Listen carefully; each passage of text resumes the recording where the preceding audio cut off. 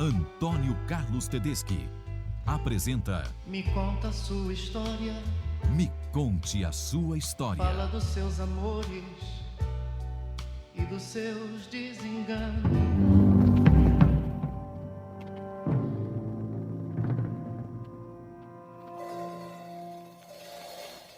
Pobre?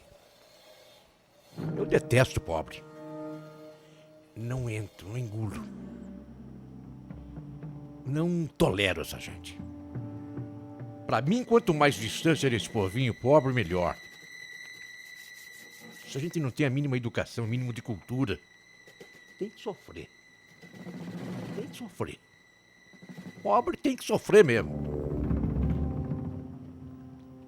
Entendeu? Que eu falava exatamente assim.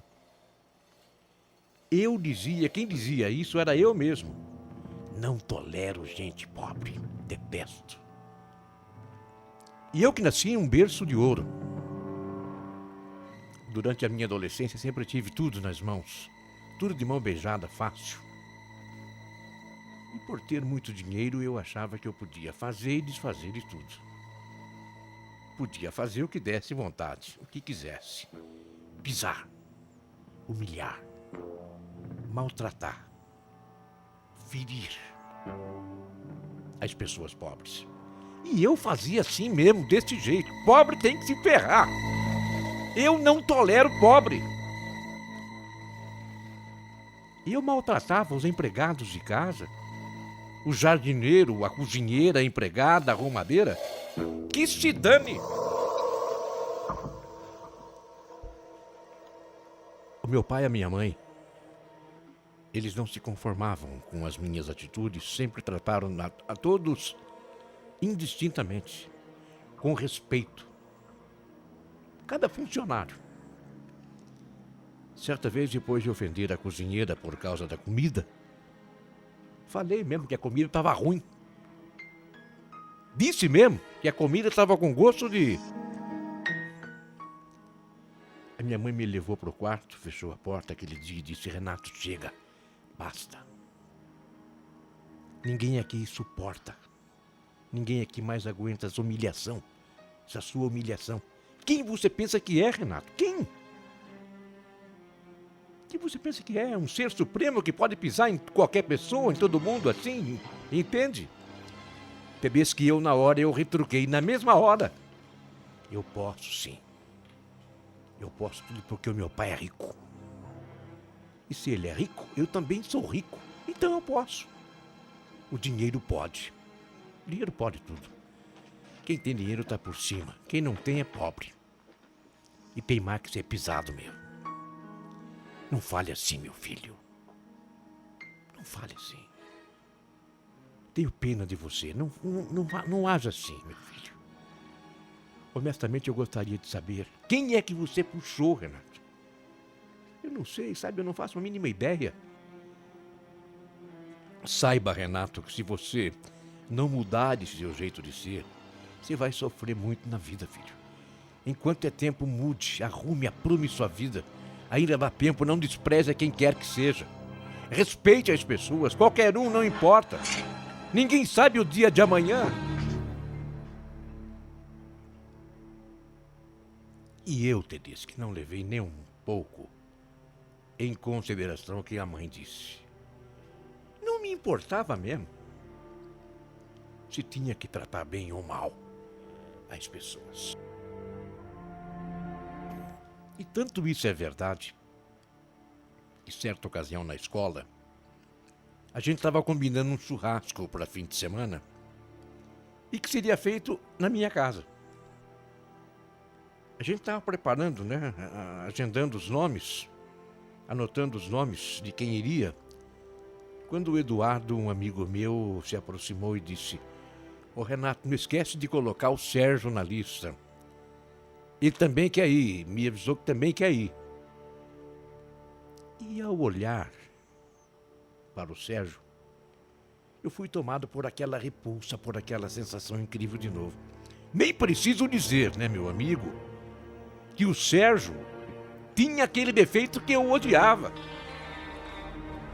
que me enjoava e enojava. O Sérgio era pobre. E de imediato eu falei: você tá louco, Eduardo? Você tá louco? Por acaso você bebeu? Por acaso você acha que eu vou levar pé rapado na minha casa, pobre? Desqualificado? Você bebeu? Você bebeu? Você acha que eu vou levar qualquer um na minha casa? E esse aí jamais vai pôr os pés lá e comer da mesma comida que eu. Você disse bem, Renato, você disse bem. Eu sou pobre mesmo. Mas saiba que eu me orgulho muito disso. Se eu não tenho toda a riqueza em dinheiro, eu tenho a maior riqueza que alguém pode ter. Honestidade, palavra, educação, humildade. Coisa que, aliás, parece passa muito longe de você. Peça a Deus, meu amigo, peça a Deus que você nunca saiba o que é passar por necessidade de ter fome. Viu? Se um dia isso lhe acontecer. Peça a Deus para que isso passe longe de você. Você está perdido. Tedeschi, eu não poderia ficar mesmo por baixo. Então falei: não vai na minha casa não, e acabou, pobre não vai. E disse: olha, se enxerga, você é um pobre miserável. O que eu tenho é suficiente para viver. O que eu tenho é suficiente para viver, para que eu viva um século, 100 anos. E ainda assim não acaba o dinheiro do meu pai. Mas sem que eu esperasse a calmaria, Tedeschi, da minha vida de rico, de repente foi sucumbindo. Foi sacudido por uma monstruosa tempestade que veio modificar a minha vida de maneira radical. Os meus pais resolveram viajar até uma fazenda que tínhamos perto de São Carlos, no interior. E naquele mesmo dia, perto de 11 horas da manhã, eu fui surpreendido por uma ligação, por um telefonema que veio lá do hospital de São Carlos. Alô? O quê? Eu não entendi. O quê? Os meus pais? Acidente? Acidente de carro? Ah, deixa de brincadeira. Só pode ser brincadeira de muito mau gosto. Alô? Por favor, deixe-me falar com meu pai. Coloca o meu pai aí na linha, no telefone, por favor. Pare de brincadeira. E no mesmo instante, a pessoa que falava ao telefone comigo me interrompe e disse que eu deveria ir até o necrotério do hospital para reconhecer os corpos dos meus pais. Ele disse que na ida para a fazenda, lá para São Carlos, na estrada, um caminhão perdeu o controle. Bateu frontalmente com o carro deles. E não teve o que fazer, não houve o que fazer. A morte dos dois foi instantânea.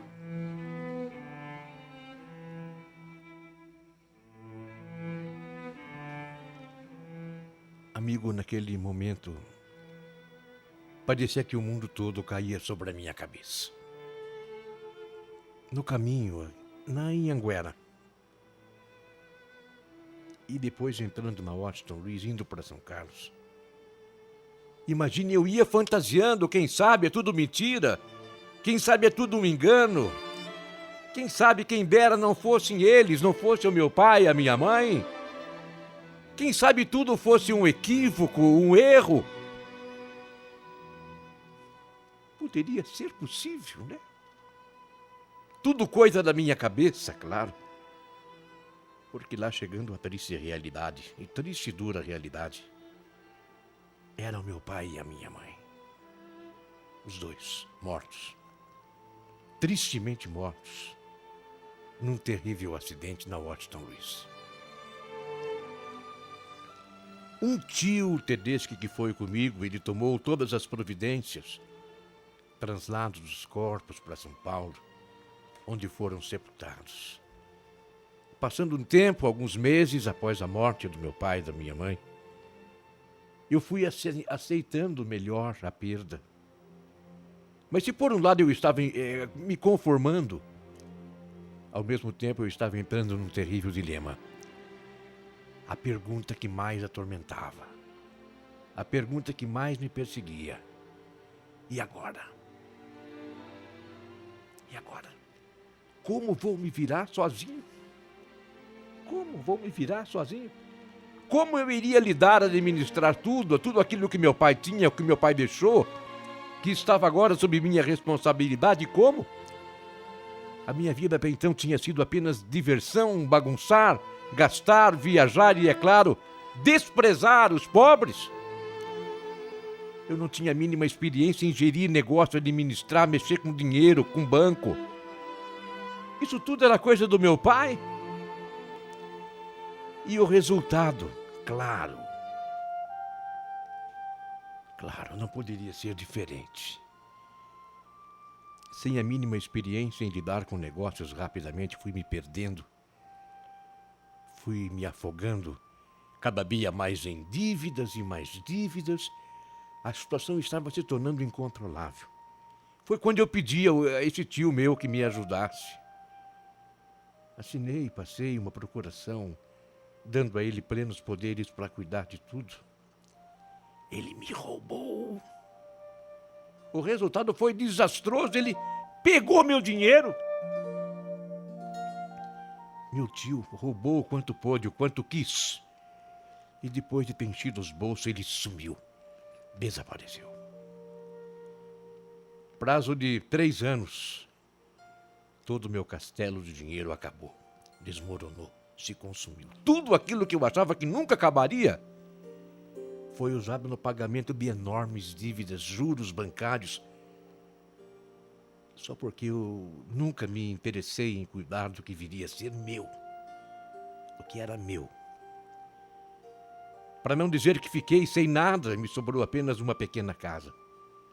Só aquela casa, mais nada. E daí? Como manter a casa? Eu não sabia fazer nada, nunca trabalhei na vida. Tive que fazer algo que jamais imaginei. Ter que fazer um dia, procurar emprego. E na verdade aquele era só o começo do meu inferno. Como por uma maldição, uma praga, sei lá, o destino cobrando todo o mal que eu havia feito, não conseguia arranjar emprego, ninguém tinha, não arrumava, não conseguia, não tinha jeito. Resumindo, sem dinheiro e sem condições para manter a casa, sem ajuda de ninguém, tive que vendê-la para fazer dinheiro para que eu pudesse me manter por mais algum tempo. Amigo inconformado com tudo aquilo, eu comecei a enveredar por um caminho negro da perdição. O álcool, a bebida.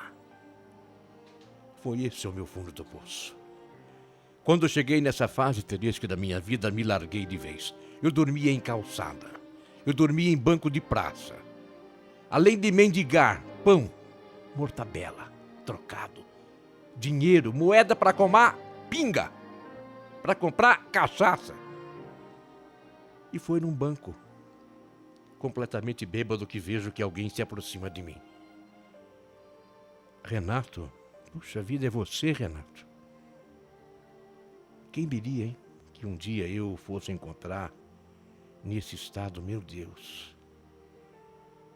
Vamos, rapaz, levante-se, venha comigo. Eu verei o que posso fazer para te ajudar. Eu, quando firmei, te disse que a vista para ver quem era o Sérgio. Aquele mesmo que um dia eu humilhei e espizinhei porque ele era pobre. Lembra? Aquele mesmo que eu ofendi e tratei como se fosse um verme. Estava na minha frente, estendendo a sua mão. Ah, Sérgio, por favor, não se incomode comigo. Afinal, não fale nada. Esquece. Esquece, Renato. O que passou, passou. Você precisa de ajuda agora, amigo. De tratamento. Eu sei um lugar onde você será muito bem tratado e, se Deus quiser, vai se recuperar do seu vício, do álcool. E ele me levou ao Tedeschi, que é uma instituição que cuida de alcoólatras, sem condições de pagar a clínica. Eu fui acolhido pelos responsáveis e fiquei lá. O fato de estar ali, mais a atitude do Sérgio, que me estendeu a mão, mesmo depois de tudo o que eu aprontei, o que eu fiz, foi me dando uma força nova para recomeçar minha vida, tentar buscar ao menos um pouco, de dignidade. Em um ano, Tedeschi, eu estava, graças a Deus, totalmente recuperado, liberto do vício da bebida. Agora veja bem, depois de recuperado, eu não abandonei a clínica. Eu não fui embora, não saí de lá. E sabe por quê? Foi naquela clínica, foi naquele convívio diário com aqueles que lá chegavam, que eu descobri a minha verdadeira alegria, a minha verdadeira felicidade, a paz. E eu fiquei ali, ajudando com meu exemplo, a minha dedicação, aqueles que chegaram na mesma situação em que eu cheguei um dia, a se recuperar do vício. Hoje eu só agradeço a Deus pela lição que me ensinou. Ele que me deu tudo, que fez com que eu tivesse do bom e do melhor. De súbito me tirou tudo e fez com que no meio dos meus irmãos pobres e esquecidos, eu encontrasse a paz, a verdadeira felicidade.